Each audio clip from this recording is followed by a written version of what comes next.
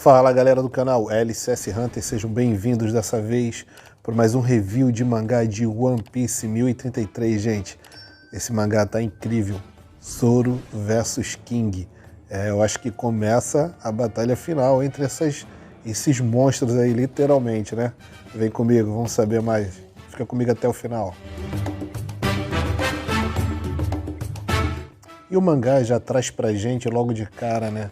A cena de Onigashima, como sempre, ali flutuando, chegando cada vez mais perto da capital das flores, tá?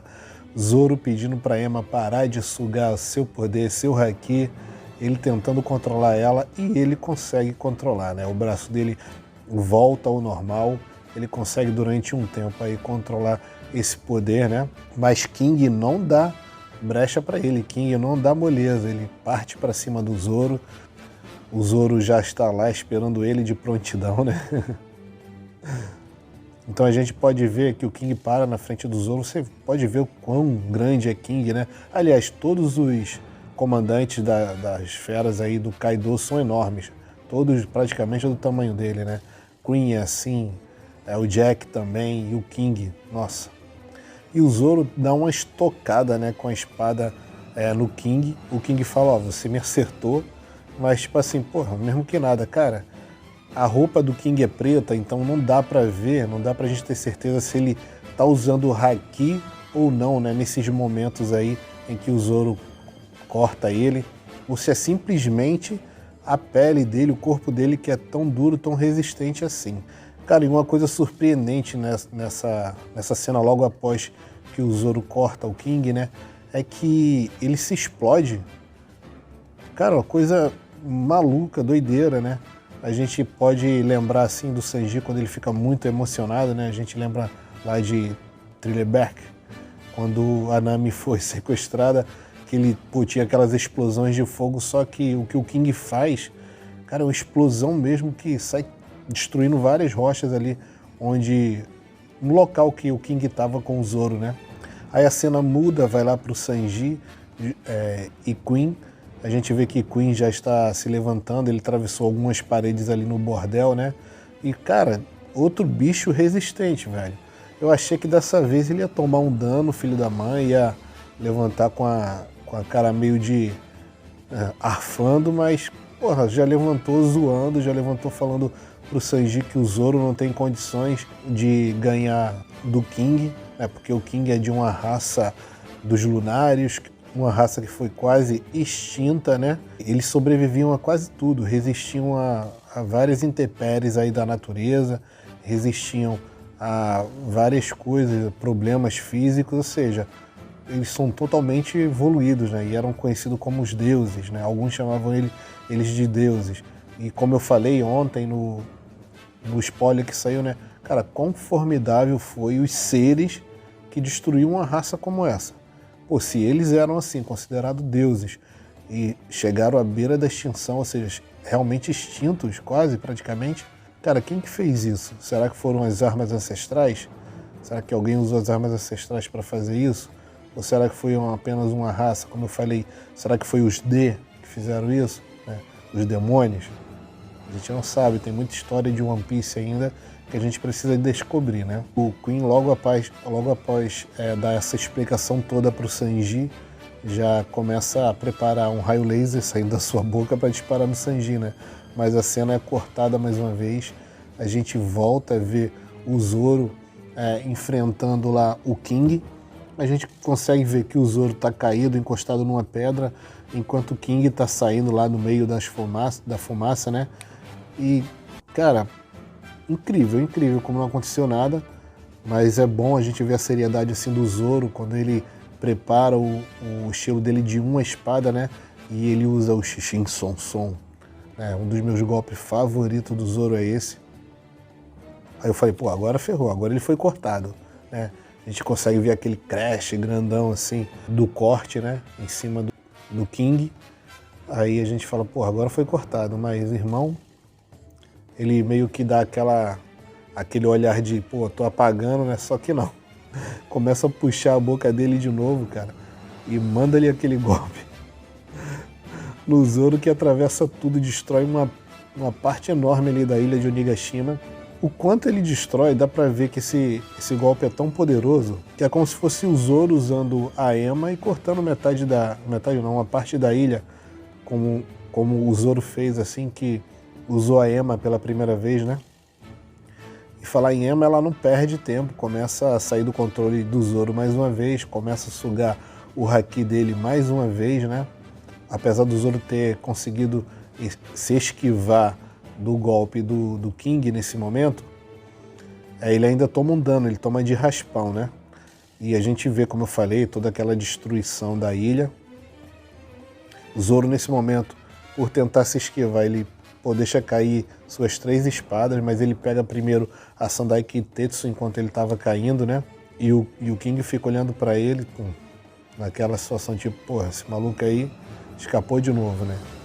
O King tá meio que brincando com ele, o Zoro não conseguiu fazer nada até agora com o King, todos os golpes que o Zoro lançou contra ele não funcionou, e começa aquele flashback sobre o que o Hitetsu falou, na verdade, né?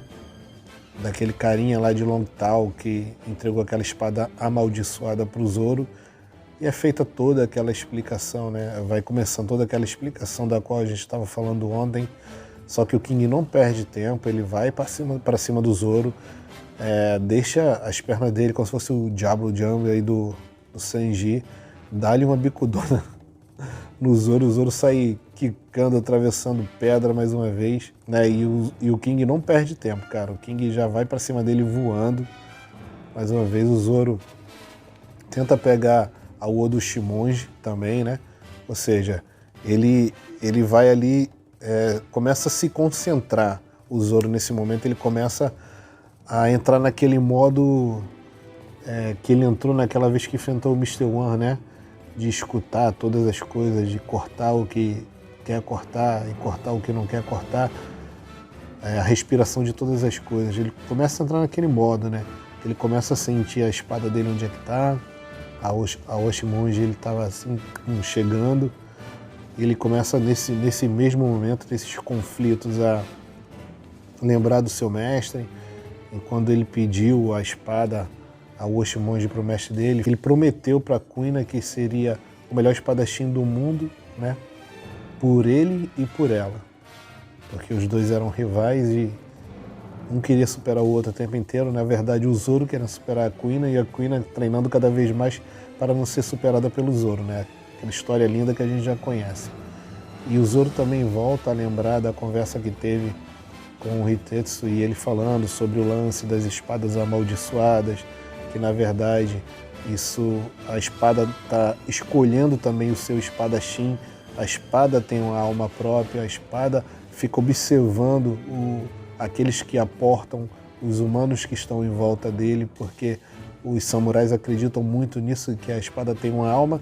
Isso fica bem ilustrado nesse capítulo, fica bem claro pra gente, para nós somos fãs de One Piece, né? E King não perde tempo, continua partindo para cima do Zoro, ele manda uns golpes voadores no Zoro, né? Cara, sai tipo uns lasers, né? Da asa dele, não sei muito bem explicar o que é aquilo não, mas ele fala que é as asas imperiais, né? E parte para cima do Zoro, o Zoro fica defendendo, mesmo o Zoro defendendo com uma de suas espadas, né? Porque a Ema ainda está cravada no chão e continua sugando o haki do Zoro, mesmo estando longe da mão do Zoro. Isso que é o mais incrível. Aí depois que o King manda esse golpe nele das lâminas gêmeas imperiais, né? A gente vê quão enorme é a asa do King, né? E parece que é uma foice da morte gigante, cara. E o Zoro defende, mas atravessa mais uma vez a parede. O braço dele fininho lá, Ema sugando tudo, e o Zoro, enquanto luta, lembrando também de vários flashbacks, né? E um desses flashbacks é com o Momonosuke, né? Ele fala sobre a palavra Tsunashi, explicando para o Momonosuke como que ele aprendeu isso, né? Ele fala que aprendeu na vila com um velhote que ficava na praia o tempo inteiro e que isso dava forças para ele, né? E no dia que o velhote morreu, ele descobriu que era o avô da Kuina, né? Que mostra a Kuina chorando, ele recordando isso também, ou seja, ele acabou descobrindo quem na verdade era esse velho, né? O narigudo lá, o Hitetsu, começa a falar, né? A habilidade do ferreiro Shimotsuki Kubazuro, né? Que fica falando que que foi ele que fez as espadas. Deixou esse país ilegalmente há 50 anos atrás. Há 13 anos atrás no West Blue, na vila Shimotsuki, Zoro estava lá treinando, enquanto Shimotsuki Kouzaburo ficava lá na praia, como o Zoro falava, né? Ficava só pescando, lá tentando pescar, porque a gente não vê peixe nenhum ali, né? E tem um pequeno diálogo ali do Zoro, criança, com Shimotsuki Kouzaburo. Zoro falando que nunca vai usar aquela palavra porque ele achou muito estranho. E o velho fala para ele calar a boca e o Zoro fica puto da língua para ele, né? Depois o velho começa a observar o Zoro treinando.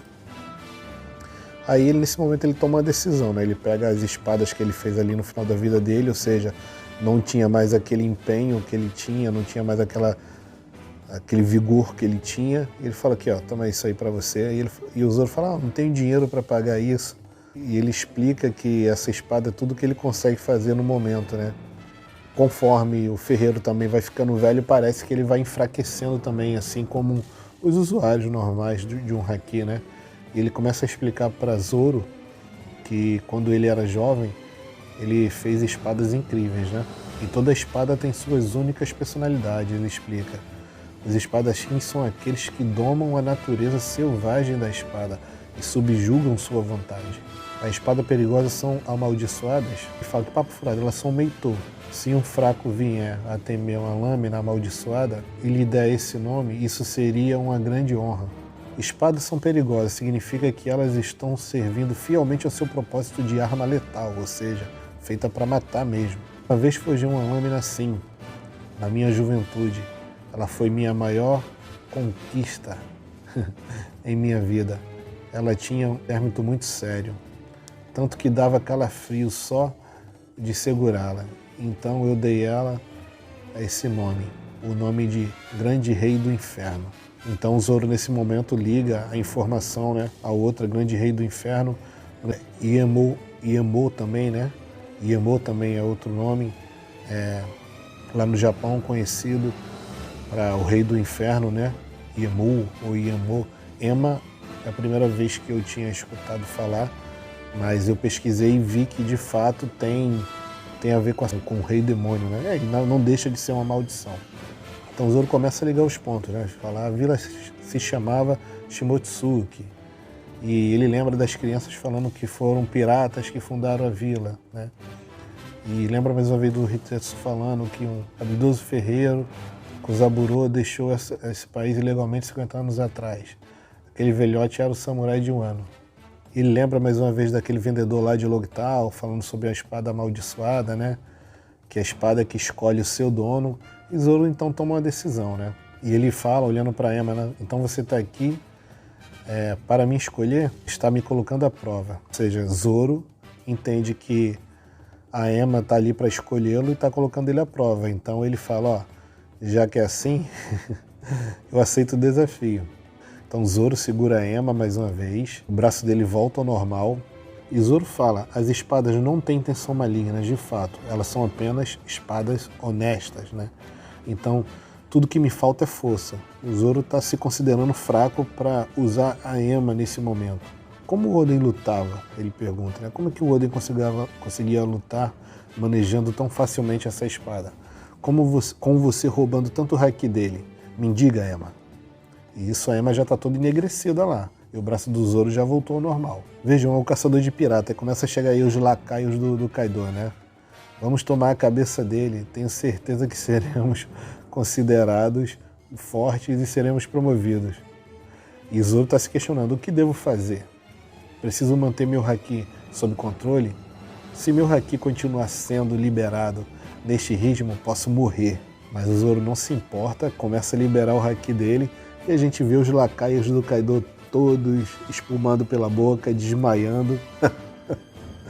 O Oda mais uma vez mostrando pra gente, ó, Zoro tem sim haki do rei. E é isso que ele tá fazendo, usando o haki do rei. Cara, a gente já vê na cena seguinte todos os lacaios do Kaido caído no chão. O King olha pra cara dele com aquela cara assim, tipo entendo. Então você quer ser um rei? O King pergunta, né? Aí ele lembra do Luffy, né? O maior espadachim do mundo, pra mim, tá ótimo. como companheiro do Rei dos Piratas, se você fosse menos que isso, eu estaria em um dilema. E o Zoro confirma o que o King perguntou, isso mesmo. Eu tenho uma promessa a cumprir com meu capitão e com minha melhor amiga. Ontem no spoiler isso ficou como meu melhor amigo, né? Como se fosse ele se direcionando ao Luffy, né? Mas na verdade ele fala que tem que cumprir a promessa com o capitão dele, que não deixa de ser um grande amigo para o Zoro, né? Quem sabe, se não o melhor amigo hoje vivo, né? E fala para sua melhor amiga, que é a Queen, né? Zoro mais uma vez falando aí que não pode perder. Galera, esse foi o review do capítulo, tá? Do mangá de One Piece 1083. Espero que você tenha gostado, tenha curtido comigo cada momento desse. Se você ficou até aqui, muito obrigado. Se é a primeira vez que você está por aqui, pense em se inscrever, beleza? Se inscreve no canal, custa nada, é de graça. Vem crescer junto comigo, beleza? Vamos curtir toda semana junto aí, review do mangá e do anime de One Piece, beleza? Valeu, galera. Fica com Deus, fica na paz. Fui!